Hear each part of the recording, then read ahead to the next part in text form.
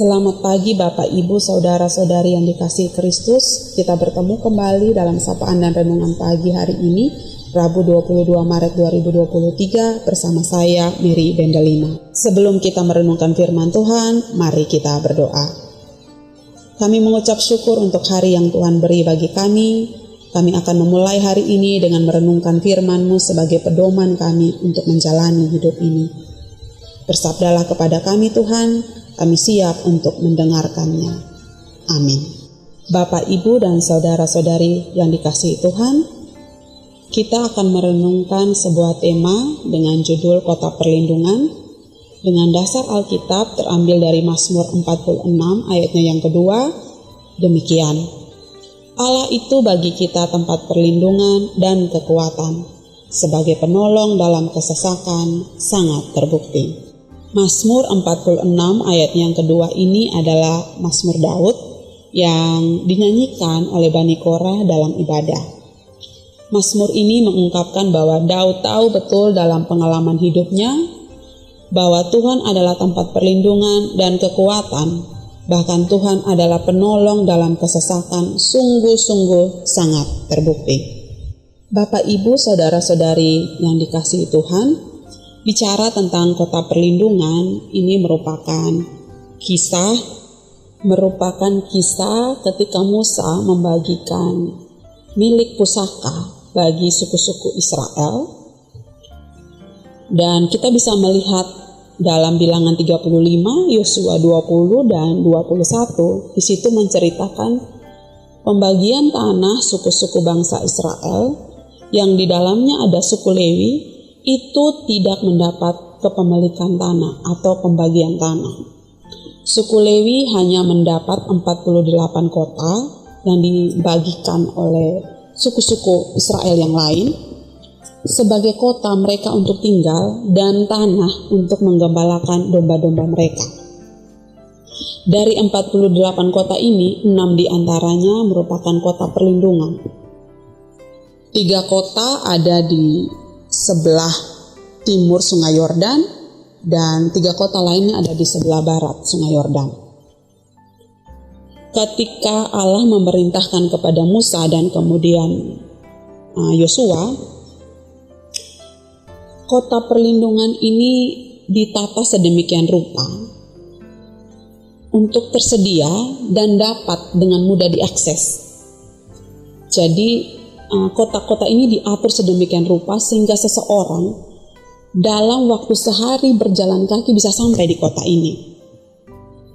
Jalannya dipelihara dan ada beberapa tanda yang sudah diberikan untuk bisa sampai ke sana.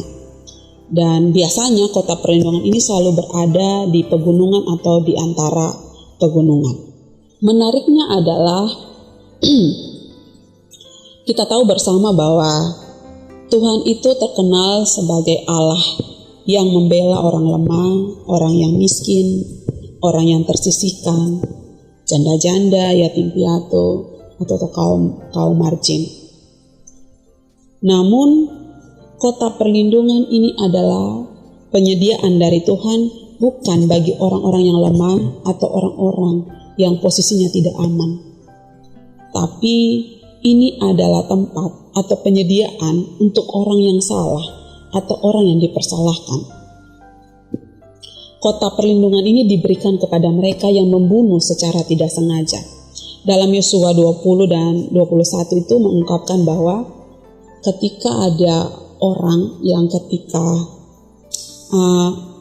memotong kayu, kemudian kapak ini terlempar dan mengenai seseorang, dan seseorang itu terbunuh. Orang yang tidak sengaja membunuh ini bisa lari dan meminta perlindungan di kota perlindungan dari si penuntut darah atau dari keluarga korban.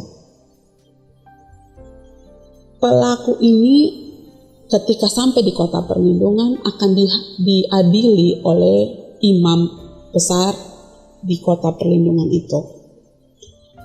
Dan ketika ditemukan bahwa memang benar ini merupakan ketidaksengajaan, maka pelaku ini akan dilindungi di kota perlindungan. Dan pelaku ini bisa bebas atau keluar dari kota perlindungan ini dan si penuntut darah tidak memiliki hak untuk menuntut darahnya, ketika imam besar itu mati, kemudian si pelaku ini bisa kembali ke tanah atau ke rumahnya atau ke keluarganya. Dari gambaran kota perlindungan tadi, kita bisa melihat bahwa kota perlindungan ini merupakan gambaran tentang Kristus, merupakan penggenapan yang dilakukan oleh Kristus. Kristus adalah kota itu sendiri dan Kristus adalah imam besarnya. Ketika imam besar mati, semua orang menangis, tetapi ini menjadi kabar baik bagi orang yang melakukan kesalahan atau orang yang dipersalahkan tadi. Demikian juga dengan kematian Tuhan Yesus, merupakan kabar baik bagi kita semua. Lalu, apa makna bagi kita tentang kota perlindungan ini? Apakah kota perlindungan ini bukan buat kita? Kita ini adalah orang-orang berdosa, orang yang skeptis, orang yang relatif. Sedangkan kota perlindungan itu adalah tempat bagi orang-orang yang tidak sengaja, yang dipersalahkan. Sedangkan kita adalah orang-orang yang benar-benar melakukan dosa. Bapak, Ibu, dan saudara-saudari yang dikasihi Tuhan, kita perlu mengingat bahwa ketika Yesus di atas kayu salib, Yesus berkata, "Bapa, ampunilah mereka sebab mereka tidak tahu apa yang mereka perbuat."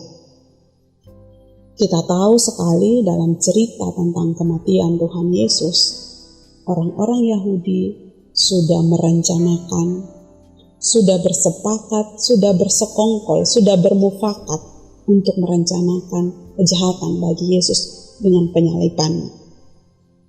Mereka benar-benar tahu dan sadar dengan perbuatan mereka. Namun, dalam anugerahnya, Yesus menaruh dosa mereka dalam ketidaksengajaan dan tidak tahu. Saya sangat percaya juga Tuhan melihat kita yang sekarang ini dengan pemikiran kita yang buruk, dengan perbuatan kita yang buruk, sebagai ketidaktahuan dan ketidaksengajaan, dan kita boleh masuk dalam kota perlindungan. Kita adalah orang-orang juga yang layak masuk dalam kota-kota perlindungan, yang oleh karena anugerahnya kita diselamatkan. Namun, apa yang Tuhan inginkan ketika kita sudah masuk dalam kota perlindungan itu? Yesus adalah penggenapan dari kota perlindungan. Pada prakteknya, kita juga adalah kota perlindungan. Dalam Yohanes 17 ayat 18 berkata, Yesus berkata bahwa sama seperti engkau telah mengutus aku ke dalam dunia, demikian pula aku telah mengutus mereka ke dalam dunia. Ini berarti bahwa kita diminta oleh Yesus bekerja sama dengan Yesus, bekerja sama dengan Kristus untuk menciptakan kota perlindungan, menjadi kota perlindungan bagi orang lain, bukan menghakimi orang yang bersalah. Kita diminta untuk memeluk mereka-mereka yang bersalah untuk masuk dalam kota perlindungan. Kita diminta Tuhan untuk menjadikan Tuhan sebagai kota perlindungan, agar kita juga bisa menjadi kota perlindungan bagi orang lain. Bukan saja bagi orang yang lemah dan disisihkan, tapi bagi orang yang salah dan dipersalahkan. Di Minggu Prapaskah ini, kita semakin menghayati tentang perjalanan Yesus hingga pada kematiannya, sehingga kita memahami bahwa Yesus itu adalah imam besar yang mempersilahkan kita untuk masuk dalam kota-kota perlindungan, supaya kita pun menjadi kota perlindungan bagi orang lain. Selamat menjadi kota perlindungan. Mari kita bersama-sama belajar menjadi kota perlindungan. Amin.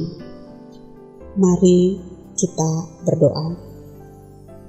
Terima kasih untuk sabdamu, terima kasih untuk kematian-Mu bagi kami. Terima kasih kami sudah dilayakkan untuk masuk dalam kota perlindungan-Mu Tuhan, dan biarlah dengan berkat-Mu kami juga bisa menjadi kota perlindungan bagi sesama kami. Di dalam tangan-Mu Tuhan, kami serahkan seluruh hidup kami dan kami mengucap syukur kepadamu untuk seluruh kebaikan Tuhan dalam hidup kami. Demi Kristus kami berdoa. Amin. Selamat menjadi kota perlindungan. Tuhan memberkati.